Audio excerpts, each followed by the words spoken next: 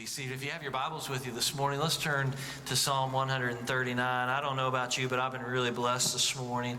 I have really enjoyed my time with the saints this morning, especially our times of music. Have really been blessed this morning. Aren't you thankful for our worship team? They've done such a great job. Psalm 139, and if you are already looking at your watch, I promise I'm going to go fast, all right? I'm going to talk fast, you listen fast, and we'll be done fast, okay? Psalm 139, I want to pick up exactly where Miss Eunice left off, and I want to continue to talk about the sovereign God, Psalm 139. Remember that last time in our discussion in Psalm 139, 2 weeks ago, David was laying out a case or painting a picture of this great sovereign God. And he had spoken at length in the first 6 verses of this providential God, that God had known him in his very person. He says that the Lord, the great God, the majesty God, the God of majesty, the God who created the heavens and the earth, the God who created all things, the God of Abraham, Isaac, and Jacob, the one God, the great God, has searched me and known me, he says. And then he began to work his way through the truths of how God had searched him. And he declared the truth that there was nothing essentially that could be known about him that God did not know. He said that there was nothing that God did not know. In fact, he gives the implication that God knows him better than he knows himself. He tells us that God has known his heart and his mind, that God had known his words before they were formed on his tongue, that God had known his past, his present, and his future, that God had known every part of his day. He says from the lying down of his head to the rising in the morning, that God knew all things that could be known, and all things that were able to be known about the psalmist. The psalmist says, God has known them. He has searched me. In short, he has basically laid out a case that there was nothing in the world that could be known. There was nothing outside of even this present world that could be known except that which was known by God about himself. Now, I just touched on this ever so briefly in the last time, and I want to spend just one moment on it today. And such knowledge about a God who knows everything about us, the reality that God knows everything, the good, the bad, and the ugly about us, from our rising in the morning to our setting down in the evening, the God that would know everything about us must scare some people half to death. In fact, there are things this morning that you and I would just assume that God did not know. Am I right about that? There are things that we would just as soon hide or keep away from him. In fact, what I've learned over the process of thinking about this specific chapter in the Bible is that there are many in the world today that willingly reject or willingly choose not to believe in God because of the reality or because of the knowledge that God knows all things. There are people in the world today that are scared to death of a God that the psalmist paints here. The God that would know everything from the little crevices that are in the life all the way to the big things. From the time you're going to wake up in the morning to the time you're going to lay your head down. In fact, the atheist philosopher of the 19th century, Friedrich Nietzsche, that I've been writing a little bit about of late, he wrote, "Thus spoke Zarathustra," which is basically the madman. And he wrote these words. He says, "But he," speaking of God, "had to die." He said, "I saw with eyes that saw everything." He saw man's depths and the ultimate grounds and all his concealed disgrace and ugliness. His pity knew no shame. He crawled into the dirtiest nooks. This almost curious, over-obtrusive one had to die. He always saw me. On such a witness, I wanted to have my revenge or not live within myself. The God who saw everything and every man, this God had to die. He said, man cannot bear it that such a witness should live. You know what Nietzsche said in that moment? A man who spent the majority of his life trying to argue from an intellectual level of why we should not believe in a God or believe in the existence of God. What he said in that moment was a little bit of a window to his soul, and that is that he rejected God not for intellectual reasons or philosophical reasons, but rather he rejected God because he could not stand the thought of a God who knew everything there was to know about him. In other words, he didn't reject God because he found the premise unintellectual or that he could not prove that God existed. He rejected God because he did not want to believe in someone who knew everything about him. What a stark contrast to what we have in Psalm 139. You have on the one hand a man who spent his entire life trying to convince people that God did not exist, and another on the other hand who is a firm believer in the intimate nature of God and the personal relationship of God, and one found comfort in a God who knew everything about him, and the other was dismayed and wrought with fear. This morning there are folks all across the nation and all across the world who reject God not because they don't believe that he could exist, not because they can't find intellectual reasons for his existence. They reject God because they are scared to death of a God who knows everything about them. And yet in this moment, the psalmist here in Psalm 139, he found relief in this God. He, in this moment, knew of the character of God. As the child of God, he wasn't fearful of God's knowledge of him, nor was he driven to dismay, but rather he found God's knowledge of him the greatest of all blessings in his life. As children of God today, we embrace God's knowledge of us, not because everything that God knows about us is great or even good, but rather we embrace God's knowledge of us because we know God.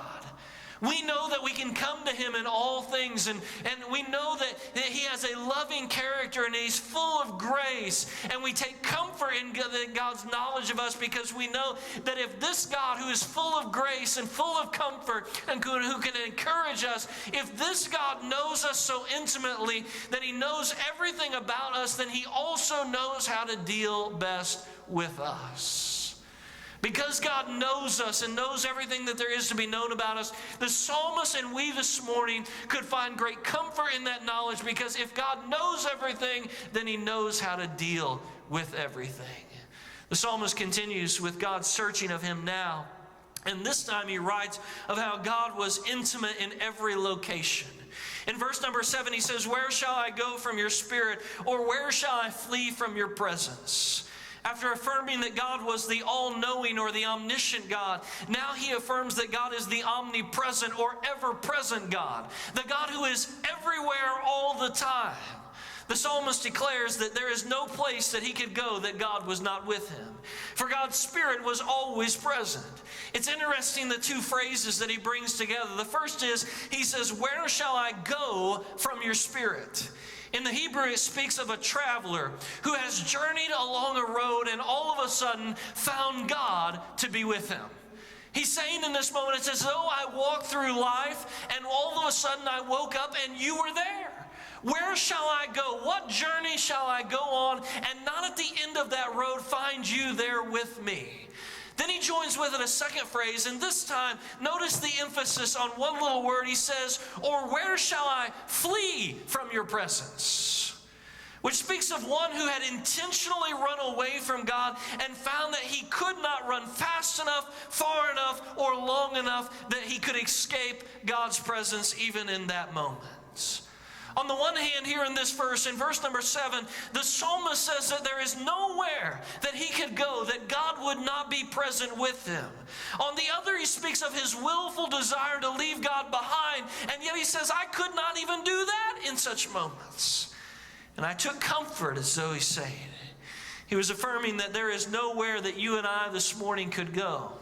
Nowhere that we could lead ourselves. Nowhere that we could go that God is not already there. Which is comfort, for God is there to make our provision for us.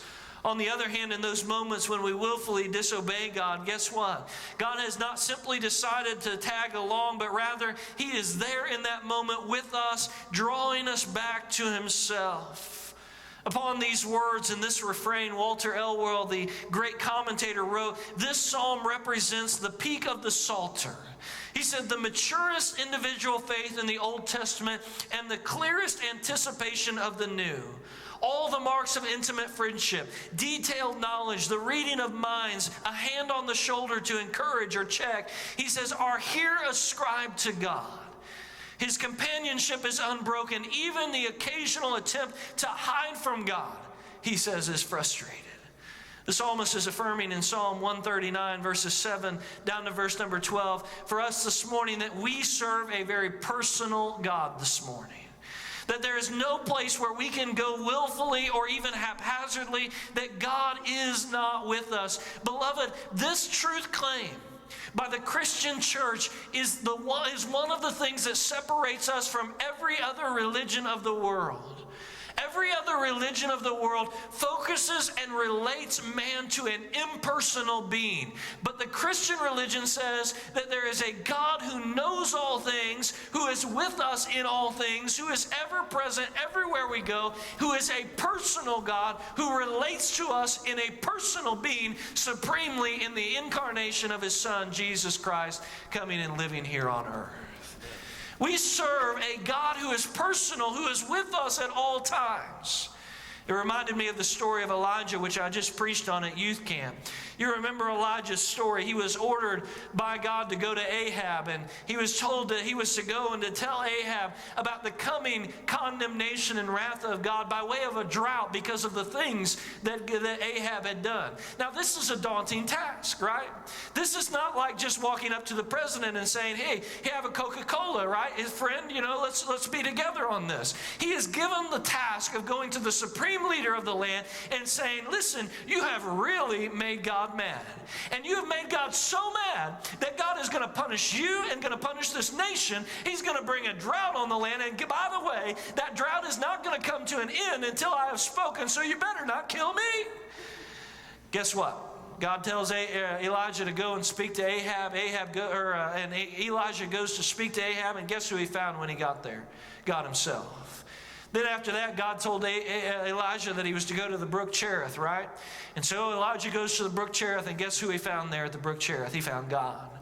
God was there. He provided for him through the brook, and then He provided for him through just a crazy plan. He sends scavenger birds to bring food to him. It makes no sense at all. But God provides for him and brings food by way of the ravens, right? Then God says that you need to go, Elijah, to Zarephath. And he goes to Zarephath, and he finds out that God's there as well. And He provides for him in the house of a widow, right? Then God says, Elijah, now you need to get up and you need to go back and see Ahab again. And Elijah wasn't scared. He got up and he went. And you know the story of the Mount Carmel episode, right? Prophets of Baal are dancing around. They're trying to call fire from heaven, even to the point that they begin to cut themselves and nothing happens. Elijah, in a swift little prayer, just asked God to rain down fire from heaven, and guess what happened? Fire falls from heaven. What he found when he listened to God was, guess what? God was there. But Elijah, he was like a good Baptist preacher, right? He was willing to stand up to 800 Baal priests and prophets, but when one little woman got mad at him, he ran out of there as fast as he could. He gets scared to death because he finds out that old Jezebel's after him, and so you know what he does? He runs off, even though God had never ordered him to leave. He runs off and he finds himself hiding in a cave. But you know what he found when he got to the cave? God was there. God shows up on the scene and He speaks to Elijah in the form of a question. Elijah, what are you doing here? In other words, I didn't tell you to come here. The psalmist is affirming this truth. There is no place this morning that you and I can ever go that God is not there. Whether it's through just haphazard travel, or whether it's through His purposeful, intentional travel, or whether it is through willful disobedience, what we will find each and every step of the way is that God is always there. Verse number 8. If I ascend to heaven, you are there. If I make my bed in Sheol, He says, you are there.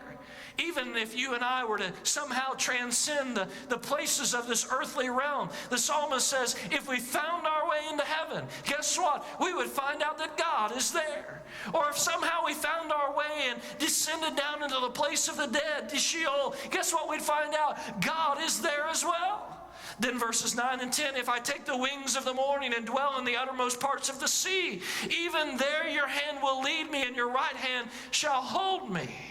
The wings of the morning, I think, are a picture of the great horizon, as the poetic psalmist writes. In other words, what he's saying in that moment is, if you and I looked upon the horizon, that great horizon on a cloudless morning, and we took flight in that moment and began to fly as far as we could, guess what we would find at the end of the horizon? That God is there. Not only that, but he says if we could find our way to the end of the sea. Anybody ever go stand on the shoreline of the ocean before? Maybe some of you have served in the military, in the Navy, and you've been out there in the middle of the sea. You know what you see when you're standing there looking out? Nothing. Just water, right? It just seems like it goes on for endless miles. The psalmist says if you could somehow find your way all the way to the end of the sea, you know what you'd find? You'd find that God was already there. I want you to think on that for a few moments. He says basically two things about God's hand. First of all, he says that God's hand would be there to lead me. It speaks of God's hand, his providence in my location. God had his hand in, had my hand in his, and he was taking me along the way. In other words, as I journey along, I'm not moving by my own compass, but rather I am being led by his sovereign hand. Then he says that his hand would also hold me if I made my way to the end of the sea. In other words, when life's journey became so difficult that I could not walk, guess what God did? He cradled me in his hand and he carried me. Again, the contrast is there continually being made between the haphazard travel and the willful disobedience. Whether God needed to lead me by the hand or carry me in his arms, the psalmist is saying he was up to the task. Verses 11 and 12, if I say, surely the darkness shall overcome me and cover me, and the light shall be light about me be night. Even the darkness is not dark to you. The night is bright as day, for darkness is as light with you. The psalmist here draws on a word picture of darkness in the Old Testament. Darkness in the Old Testament is a picture of sin. It's a picture of evil, and sometimes it's just a picture of difficulty. He's saying in this moment that surely the darkness has covered me. In other words, difficulties have come along in my way. And the psalmist affirms in that moment that when difficulty blinds me, I do not stumble around in that darkness. You know why? Because though the darkest of dark be around me, he says, even the darkness is not dark to you. The night is as bright as day. The psalmist affirms in these moments the great presence of God in all things, that he's there with every step of the journey. The words are pretty simple when you think about it this morning, beloved. Whether your journey has been one of just trying to walk through life, or whether your journey has, to this point, has been in disobedience to God, the psalmist is saying no matter the case, at the end of the road, we see that God is and has always been with us. What a marvelous truth. That even in my disobedience, God was still with me. God was leading me and directing me. He was guarding me. He was protecting me. Aren't you glad this morning that sometimes things didn't get as bad as they could have gotten? I mean, just think about some of the things you've done wrong over the years. And I know some of you, that's going to be really hard to think of that one moment. But for me, it's not that hard, right? Some of the things done wrong over the years, I think about those things and I think how God spared me and protected me. God didn't let things get as bad as they could be. Sometimes even God let me get in a little bit of trouble because he knew that that was the way in which he needed to teach me. Psalmist is saying, no matter what the manner in which I was traveling, no matter whether I was purposeful or whether I was just haphazardly traveling along or whether I was willingly disobeying God, it didn't matter. What I found out was that God was with me every step of the way. In other words, beloved, this morning, God does not have a plan A and a plan B for your life. The God is a sovereign God who needs not to have two plans, for he's working out only one in your life, and that's his plan. When you make the right decisions, you find that God is with you, leading you. When you make the wrong decisions, you find that God has not abandoned you, but rather he is carrying you through the darkness, for he knows the way. Summed up in a beautiful poem that you've heard before. Many of you may even have it hanging in your homes. Written by Mary Stevenson, she wrote, "One night I dreamed a dream. As I was walking along the beach with my Lord, across the dark sky flashed the scenes from my life. For each scene I noticed two sets of footprints in the sand, one belonging to me and one to my Lord. After the last scene of my life flashed before me, I looked back at the footprints in the sand. I noticed that at many times along the path of my life, especially at the very lowest and saddest times, there was only one set of footprints. This really troubled me," she wrote, "so that I asked the Lord about it. Lord, you said once I decided to follow you, you'd walk with me all the way. But I noticed that during the saddest and most troublesome times of my life, there was only one set of footprints. I don't understand why. When I needed you the most, you would leave me. He whispered, my precious child, I love you and will never leave you. Never ever during your trials and testings, when you saw only one set of footprints, it was then that I carried you. The psalmist affirms this truth, that God is with us in all things. And I would suggest to you this morning that Psalm 139 is spoken from a heart there in David, who wrote these words out of the experience of his life. In other words, David had been through the good seasons, and he'd been through the bad. And he knew that whether things were good or bad, God was still there with him. And he recognized that, and he writes this psalm as an exaltation of God's presence. That God would be with him in all things, in all seasons, in the most difficult trials of life, God would still be there. Began to make my mind turn just a little bit, and I began to think about my own life. I'm not an author this morning, not a poet, not a novelist, an essayist, or anything like that, right? It's hard enough for me just to get 2 sentences together in my own sermon notes. But if I was going to rewrite Psalm 139, verses 7 to 12 this morning, it would probably say something a little bit like this. I've seen God in the church in the faces of his saints. I've seen him in 1990 at an all-star game when first my soul was lost in him. I've seen him in the halls of a high school where questions seemed to be without end. I saw him in the academics of the university when my mind first began to bend. I've seen him in the darkness when the soul was without a friend. I've seen him in the field of grain and when I stood and gazed at the great sea. I've seen him in the cancer when he gave a peace that formed within. I've seen him in the funeral as I gazed upon the face of a beloved child. And if my journey were to last for another millennium, there is no place I would not expect to see him be. I extol with the saints before, such thoughts are too wonderful for me. That's my Psalm 139 this morning. That God has been with us every step of the way, in moments of plenty and seasons of harvest and in seasons of drought. Every time I turned and looked around, God was there. My challenge to you this week would be to write your own Psalm 139. Sit down for a few moments and begin to write of all the places that you've seen God appear. That you've seen God show up in your life and where you've seen his face. And in that moment, what you'll realize is that God has never disappeared. And as you look towards the future and the difficulties that may lay ahead, it will cause your heart to be encouraged to remember that God has not left you before, neither will he tomorrow. Psalm 139. David begins with the reality that God had searched him and known everything that there was about him. He moves from that reality to the reality that God was personal, that God was with him in every part of his being. In every location, in every place, in every mindset, God was with him.